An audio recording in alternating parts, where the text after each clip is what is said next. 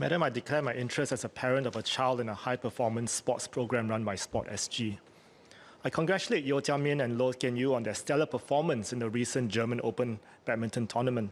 They and other Team Singapore athletes have blazed a trail for many more athletes to follow. The level of competition in world-class sport is fierce, with elite athletes dedicating their youth to training and competing. Winning at the highest level requires early talent identification, top-tier coaching, and strong athlete support. These student athletes take a different path from their peers in mainstream schools. Training 20 to 30 hours a week and traveling frequently for competitions while studying is extremely demanding. Not all can enroll in a Singapore sports school because its 10 academy programs may not match the athlete's sport. SportSG and national sports associations must work more closely with mainstream schools, therefore, to give student athletes greater flexibility in their schedules while ensuring they keep up academically. Finances are a major hurdle to developing world-class athletes. Most costs, especially in the early years, fall on parents. Joseph Schooling's parents reportedly spent some $1 million on his training, education, accommodation, and travel on his road to winning an Olympic gold medal. How many families can afford that? Without external funding, we risk limiting our talent pool to the wealthiest households. Funding need not come solely from the government.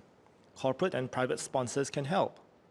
SportSG and NSAs should play a bigger role in securing and connecting athletes with sponsorship opportunities. Even modest sponsorship of equipment, clothing, or travel can help to develop potential talent. Young athletes and their parents need clearer guidance and structured pathways so they don't navigate the system alone. More support should be provided to help parents make informed decisions about their child's sporting and academic future. Smaller NSAs may lack the expertise and resources for world-class coaching and athlete development. In such cases, SportSG should provide more guidance and oversight to support athletes and help them to achieve their full potential. World-class athletes are developed through years of rigorous training, not talent alone.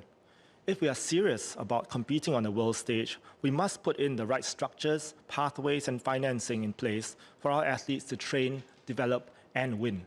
Let me turn to the second point on sports. Mr. Gerald Giam can be assured that we have and we will continue to strengthen our quality, high-performance sporting ecosystem for Singapore athletes. Mr. Giam spoke of structures and pathways, so let me elaborate on structures and pathways that we have previously put in place and which we will shortly also put in place. Madam, we might have a small population base, but we are committed to a system which can identify the best of them and bring out the best in them. We know that being a full-time athlete in Singapore can sometimes be tough, balancing intense training with competition schedules, often overseas, and at the same time the athlete having to meet other life priorities, often requiring sacrifices to be made. But it is also rewarding and fulfilling, and many of our athletes strive to reach the peak of their potential. That is why over the years we have reshaped and refined our sporting policies and programs to help mitigate, minimize, if not remove, these trade-offs, enabling our athletes to develop, to train, to compete, to flourish at the highest levels. We start when they're young. We tap into the sports co-curricular activities in mainstream schools, starting with primary schools, which are often our youth's first exposure to sports. We cast the net wide to identify as much talent as possible at a young age. That answers Mr. Giam's point, which I agree with, that we should start when athletes are young. We also do it through the ActiveSG academies and clubs, which SportSG manages, where we first identify and then nurture young athletes across a wide range of sports, ensuring a healthy and regular pipeline of talent. And for those who have set their mind on sports from a school age, we have the Singapore Sports School that provides a dedicated specialist environment to support both education and training. We have also made this available to high-performance athletes regardless of the school that they're studying in. So you might be in a different school, but you can come into sports school for a period, for a season, to train for a program, and go back to your original school thereafter. We have put in place a comprehensive sports science and medicine program through NYSI and SSI, and ensuring our athletes can manage both the pressures as well as the physicality of high-performance sport. And for those who may have reached a crossroads between sports and some other career, we have significantly enhanced our athlete support policies. For instance, to name a few, we went upstream to support athletes with performance potential beyond the SEA Games and welcomed the first batch of SPECS potential athletes in April 2024. We also launched a SPECS Education undergraduate scholarship, gave CPF top-ups to our SPECS scholars both in August 2024. These are changes which help to prolong the livelihood and the period of competition at the highest level for our athletes. And they are the latest in our series of efforts that we have made to strengthen high-performance sport in Singapore.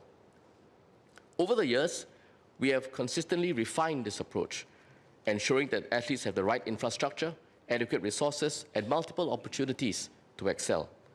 And these developments are not just one-off adjustments.